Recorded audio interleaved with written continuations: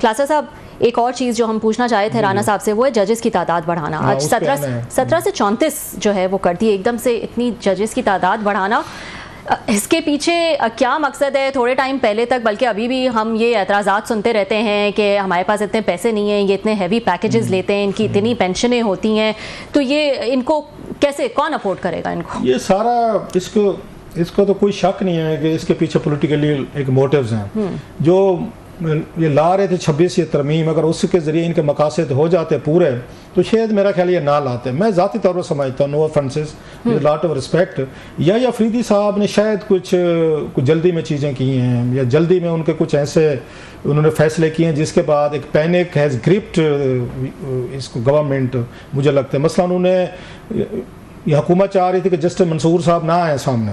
अच्छा, मेरे ख्याल से आमिर इलियास राना कर लें, बाद में अपनी बात बाद में करेंगे। हाँ, इन्होंने वापस ज्वाइन किया है। अस्सलाम वालेकुम आमिर साहब, आप सुन सकते हैं? आप जी जी बिल्कुल, मैं सुन रहा हूँ। अच्छा आमिर साहब, एक और जो हमने देखा एक्ट में तरमीम आज पास हुई है, वो है जजेस की तादाद बढ़ाने की। 17 से 34 जो है वो जजेस कर दिए गए हैं।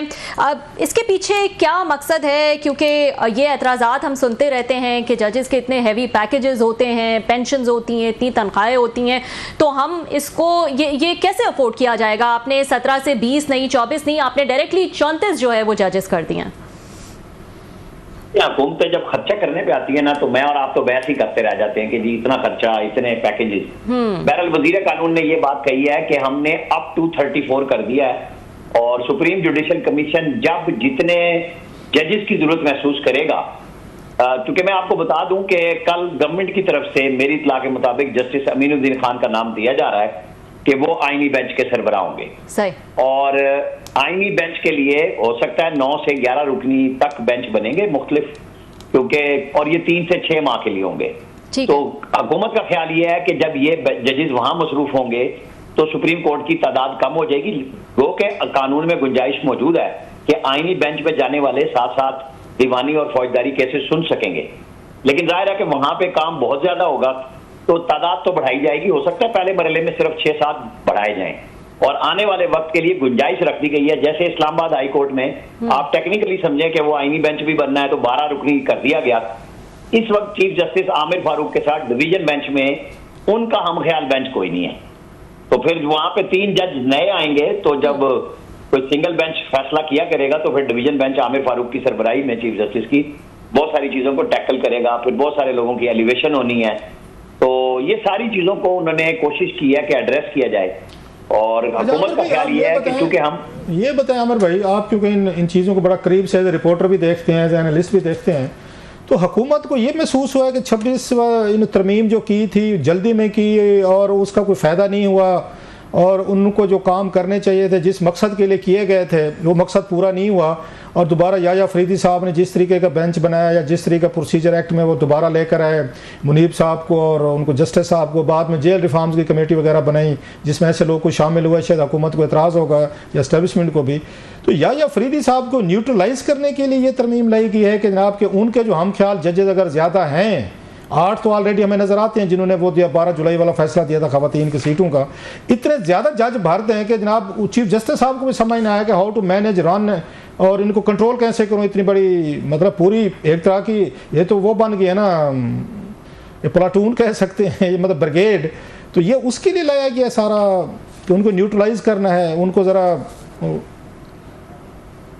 आप न्यूट्रलाइज कहें या ये कहें कि एक सीधा सीधा सा मैसेज दे दिया गया है कि हुजूर अगर आप ठीक चलते हैं तो ठीक है, नहीं तो फिर ये हुकूमत के पास सुप्रीम जुडिशल कमीशन में अक्सरियत भी मौजूद है, और कल ये चीजें चीफ जस्टिस ऑफ पाकिस्तान के हवाले से बड़ी वाज़ेह हो जाएंगी, ताकि जो आप और मैं एम्बिग्विटी में है ना, वो कल क्या गवर्नमेंट के नामजद को हमायती वोट देंगे, गैर जानिबदार रहेंगे, या वो अपने उन 2 सीनियर जजेस को जिनको वो मुसलसल साथ लेके चल रहे हैं, उन्होंने अपनी तरफ से, तो हम उसको नेक नियति से देखेंगे कि यकजहती का एक मैसेज दिया कि मंसूर अली शाह और मुनीब फारूक को साथ रख के।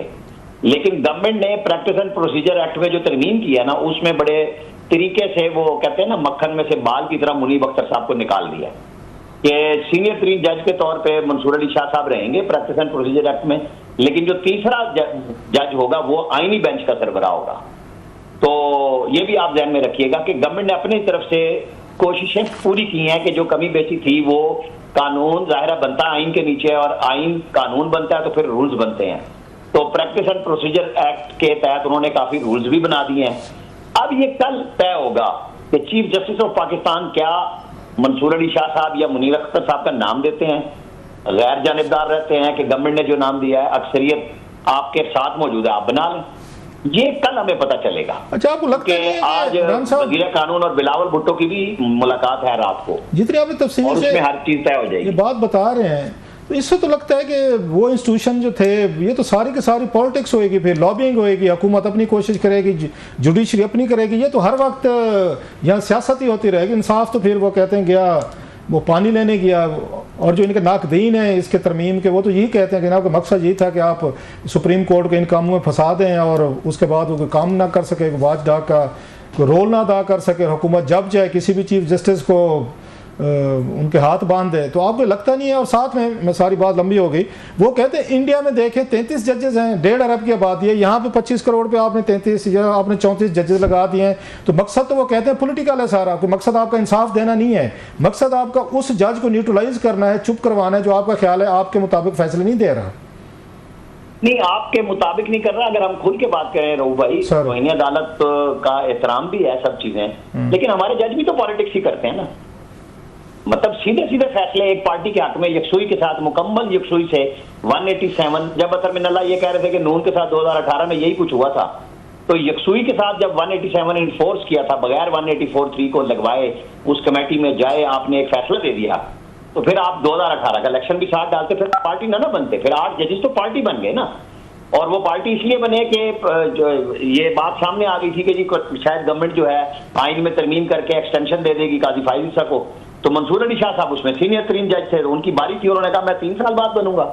फिर ये बात तो है ना, फिर हमारी अदलिया ने कब सियासत नहीं की? आप ये कह रहे हैं राना साहब, असलम बेग के नाम पे इन्होंने हमेशा से सियासत की। उन्होंने आपकी बात काट रहा हूं, कहा कि नहीं कौम का अब मूड इलेक्शन का बन गया है। एक सवाल 63A को देख लें, वो क्या सियासत नहीं की थी मुनीब अख्तर साहब ने? एक सवाल में आ रहा था राना साहब, माजी में हम ये बड़ा पॉपुलर सी बात है, सियासतदान कहते थे, आप और मैं बैठ के कौमी असम्बली की प्रेस गैलरी में कई तकरीरें सुनी हमने, वो पहले कहते थे एस्टेब्लिशमेंट जो है या फौज को कहते थे जनाब कि वो भी एक सियासी पार्टी है और अपनी पॉलिटिक्स वो चलाते रहते हैं। मतलब कॉमन सी बात है, कोई नई बात नहीं कर रहा।